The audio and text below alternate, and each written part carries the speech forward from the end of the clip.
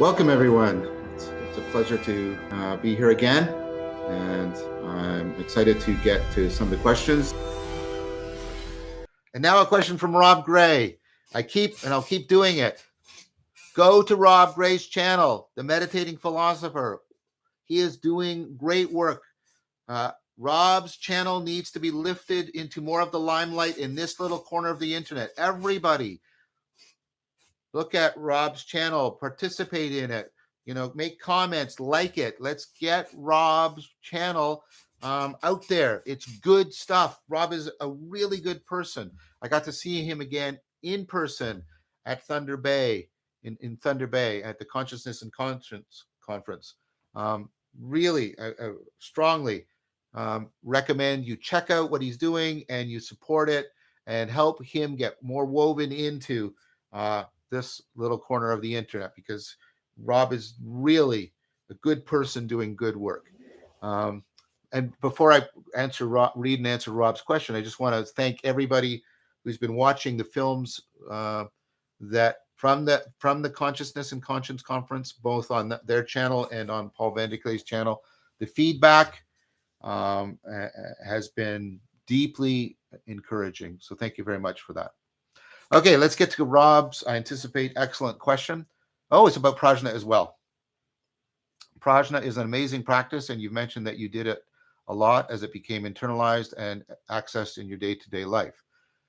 To experience Prajna, going into the depths of mindfulness and in tandem going to the depths of metta, interpenetrating and co-affording. Well said. Mark, Iwana might also pay attention to the answer to Rob. Within Rob's question, there's some great guidelines here, with some additional steps and practice synergizing rather than adding where they birth, and enabling a new dimension of reality to notice and participate with, complexity through integration of the differentiation. Exactly. Then neither one alone could afford. Exactly. There's an important way in which you are complexifying in the relationship between Vipassana and metta. And what emerges, what complexification always drives is a new emergent oneness beyond, right? Beyond the component parts. Well said. Well said. Could you talk about some of the theory and also other Neoplatonic practices where cultivating two or more different skills for a while, then uniting them to afford a synergy of self-transcending each practice? So that's going to be the core question. I'm going to come back to that. I find mindfulness plus X and moving practice plus Y, or imaginal practice plus Z, or social practice plus A all seem to have this potential when explored lightly and playfully, but also risk self-indulgence and parasitic processing. What Rob is doing here is wise. This is like stepping back and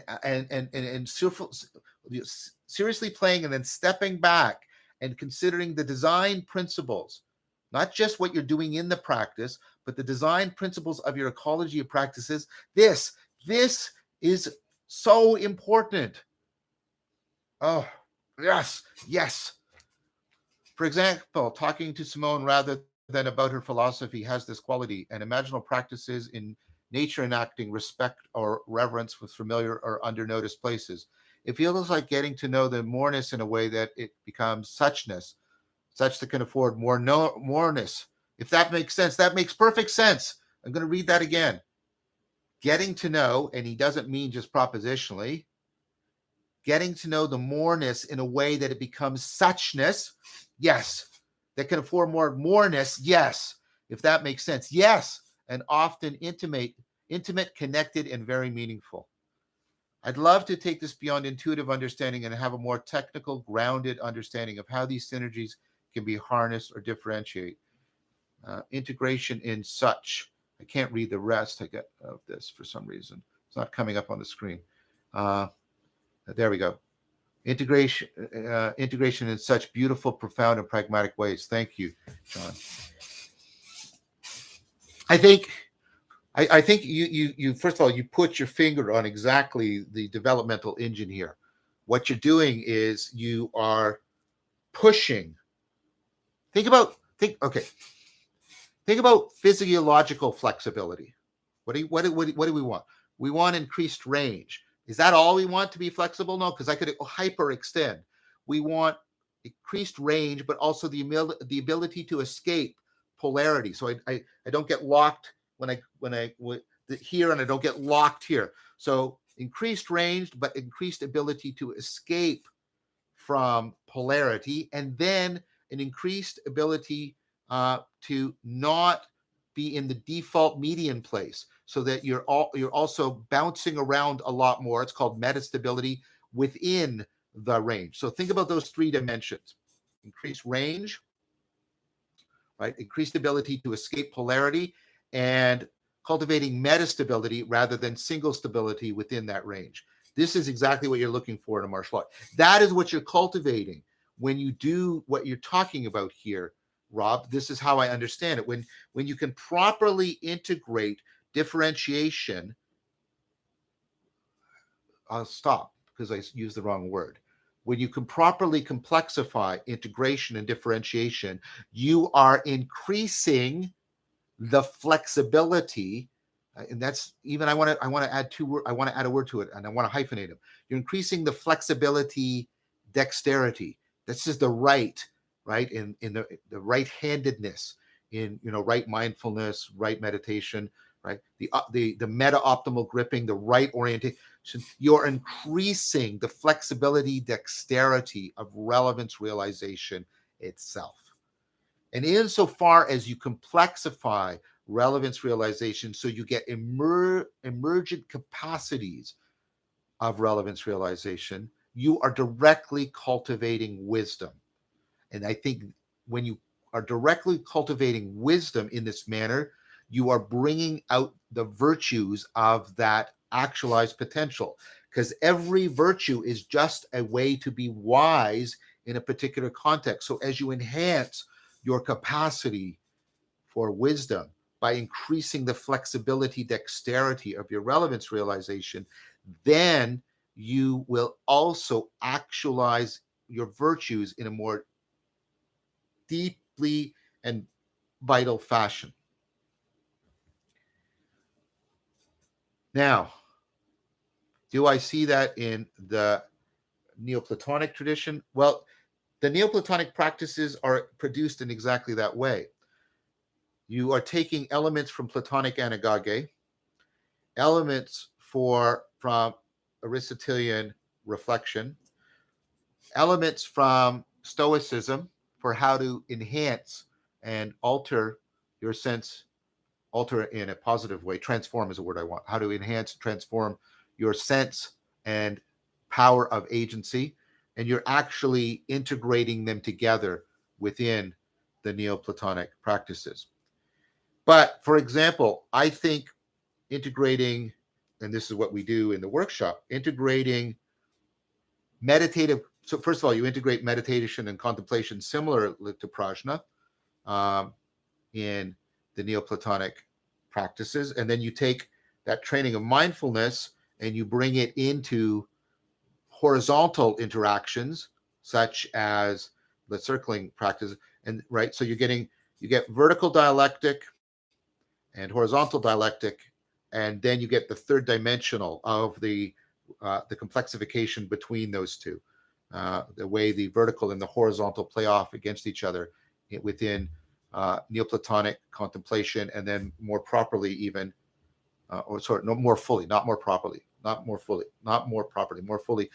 fully within dialectic into dialogos. And then of course you have the whole symbiotic relationship between dialectic into dialogos and in the ecology of practices. Now, trying to get what are all of the design principles, like how do you integrate imaginal practices with moving practices, social. This is very much something that's a work in progress, very much. But I do think that this toggling, serious play with doing that, with doing the complexification, doing the layering. So you always want to measure, you always want to keep the dimension of layering, like we're putting these two together and something emerges that's higher order. That's why I'm talking about layering. You always want to put that in mind with what's your pedagogical program? What's the sequence of practices that properly onboards you into the right appreciation and appropriation of these skills. That's how you can counterbalance, right? The layering, so that it's not just self-indulgence and parasitic processing, but also, like you said, toggling between the serious play in the practice and then stepping out and reflecting on it and asking and bringing active open-mindedness, bringing rationality properly to bear, and saying, is this just self-indulgent? Am I getting emergent functions? Am I getting emergence? Is the emergence percolating through my psyche? Is it permeating through my life? And then are those two also interacting with each other? And especially, are other people noticing that the three dimensions of transfer occurring? Because then your practice has become, and I mean this properly and I mean this respectfully, it has become a genuine ritual.